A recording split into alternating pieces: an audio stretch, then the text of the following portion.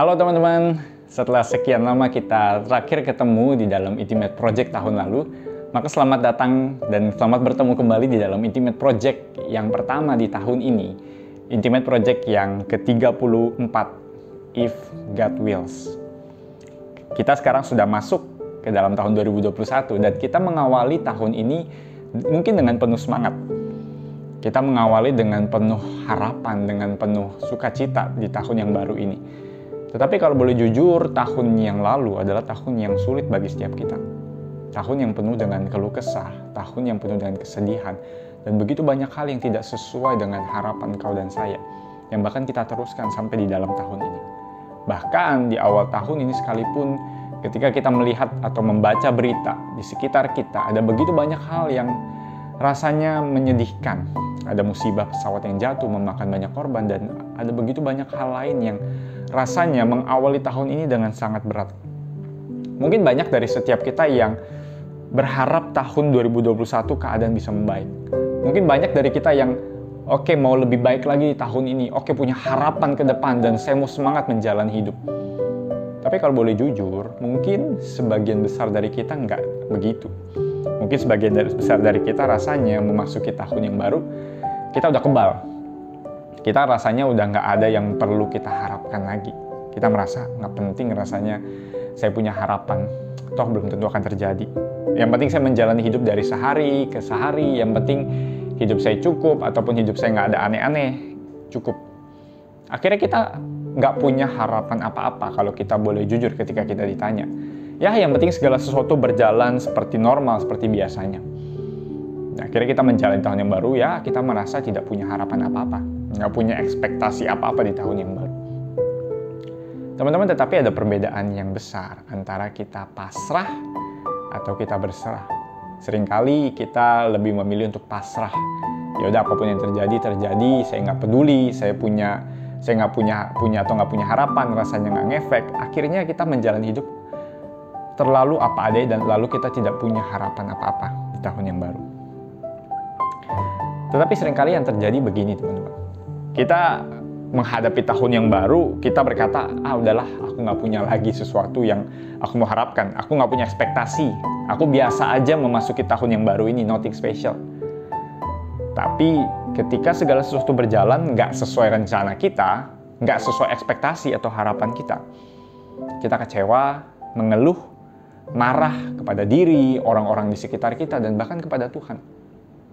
Teman-teman, itu namanya kita sebetulnya punya harapan. Tapi kita nggak mau ngomong atau kita nggak mau jujur dengan diri dan bahkan orang-orang di sekitar kita. Kenapa? Karena ketika hal-hal itu tidak sesuai dengan ekspektasi kita, kita bisa marah, kita bisa kecewa, kita bisa nggak suka. Artinya sebetulnya kita masih punya harapan, tapi kita nggak mau ngaku. Kita lebih memilih simpen itu dalam-dalam karena kita nggak mau kecewa.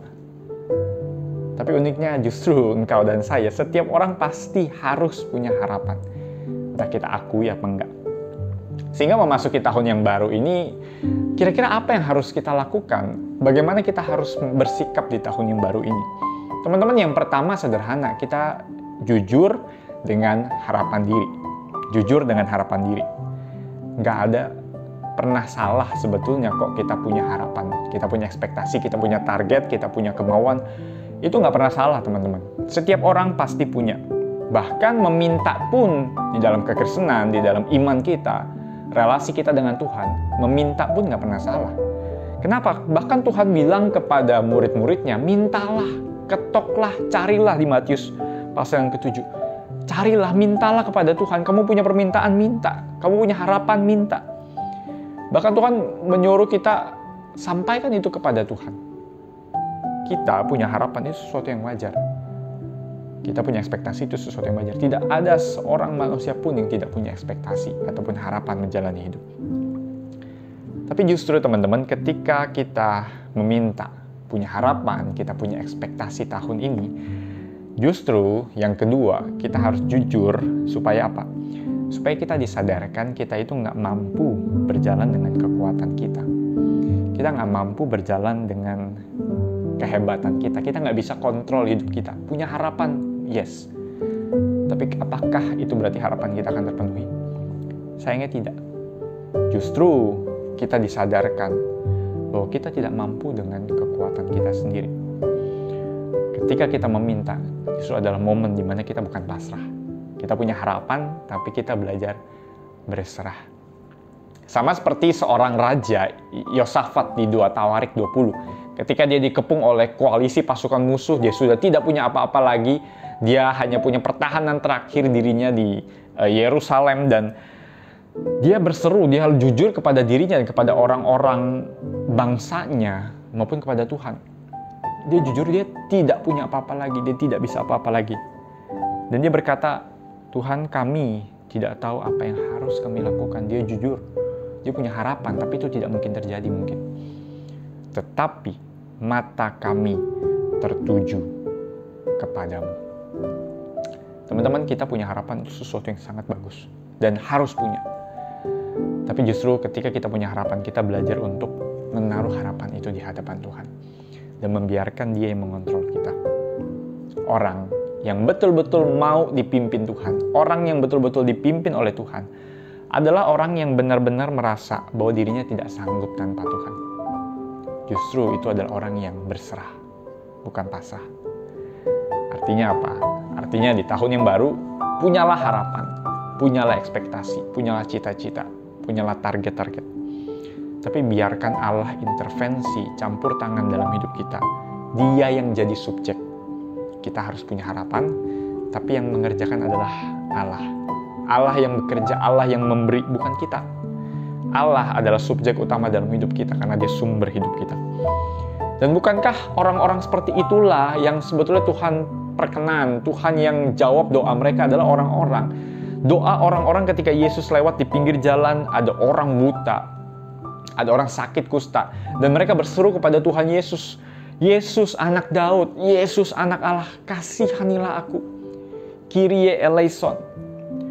Orang-orang seperti itulah yang justru Tuhan dengar, dan bahkan Tuhan berikan melebihi dari apa yang pernah mereka bayangkan dan bahkan mereka butuhkan.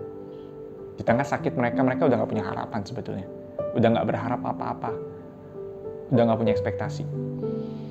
Tapi di balik itu mereka mau berseru kepada Tuhan, minta kepada Tuhan, Tuhan kasihani aku. Itu adalah sebuah gestur, sebuah sikap hati yang mau berserah kepada Tuhan. Yang di tengah harapan, Tuhan akan mau meletakkan semuanya di hadapanmu. Dan orang-orang demikianlah yang mendapat kekuatan dari Tuhan untuk menjalani hidup.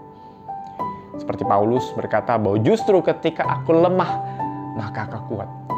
Kenapa? Karena ada anugerah Tuhan yang memampukan aku untuk hidup.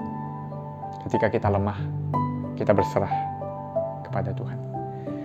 Sehingga ketika engkau dan saya jujur kepada diri, dan kita belajar melihat bahwa bukan kita yang mengontrol hidup kita, maka kita harusnya punya formula yang lain pas kita punya ekspektasi atau harapan.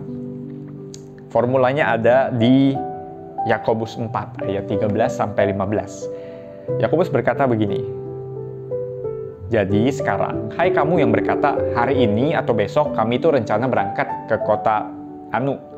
Dan di sana kami akan tinggal setahun, mencoba berdagang, serta mendapat untung. Oh, punya ekspektasi, rencana, harapan.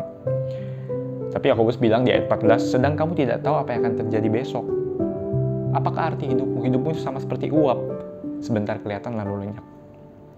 Dan lalu Yakobus menutupnya dengan, sebenarnya kamu harus berkata, jika Tuhan menghendakinya, kami akan hidup dan berbuat ini dan itu. Inilah formula dari harapan kita. Kita nggak bisa, tapi kita selalu punya harapan. Nggak salah, Yakobus pengen ngomong nggak salah kita punya rencana untuk masa depan. Bahkan harus punya rencana untuk masa depan. Tapi jangan lupa, tambahin formulanya, rumusnya di depan. Untuk mengingatkan kita bahwa, jika Tuhan menghendakinya, if God wills.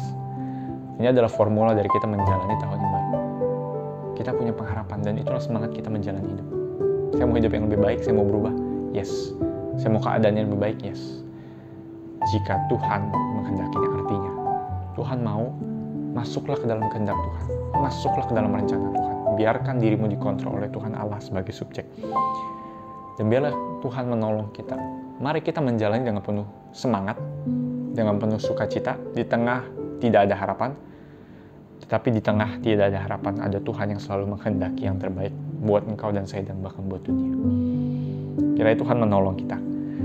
Teman-teman, mari kita bahas beberapa hal. Mari kita tanyakan kepada diri kita dan kepada orang-orang teman-teman KTB kita. Yang pertama, apakah di tahun 2020 kemarin kita sudah menjadi orang yang pasrah atau kita jadi orang yang berserah? Tadi kan ada bedanya ya, orang yang pasrah atau orang yang berserah. Kita kira-kira di tahun kemarin dan memasuki tahun ini, kita jadi orang yang pasrah atau sebetulnya orang yang berserah? Coba pikir-pikir lagi gimana kita menjalani itu di tahun yang lalu. Lalu yang kedua, ketakutan apa yang kita rasakan ketika kita memasuki tahun yang baru? Kita sudah tahun yang baru di bulan yang pertama nih, dan bahkan udah setengah jalan lebih. Ketakutan apa yang engkau rasakan? Mungkin ada rasa-rasa semester ini sekolah masih online, semester ini masih banyak hal yang aku nggak bisa lakukan, nggak bisa liburan. Ketakutan apa? Coba jujur kepada diri dan kepada teman-teman, ketakutan dalam hal apa sih yang kita hadapi? Ketakutan tidak diterima, ketakutan masa depan, coba jujur. Dan yang terakhir, mari kita coba tambahkan formula ini. Jika Tuhan menghendaki, apa yang kamu mau minta di tahun ini? Jika Tuhan menghendaki, apa yang kamu mau harapkan kepada Tuhan di tahun ini? Dan bawa itu kepada Tuhan dan berkata, jika engkau menghendaki. Bila kita memasuki tahun yang baru dengan kekuatan anugerah, dengan Tuhan yang selalu berjalan bersama dengan kita. Jangan lupa seperti biasa, ada Bible Plan yang disediakan. Jangan lupa untuk saat teduh dari bahan yang sudah disediakan, dan Tuhan menolong kita terus di dalam masa-masa seperti ini. God bless you all.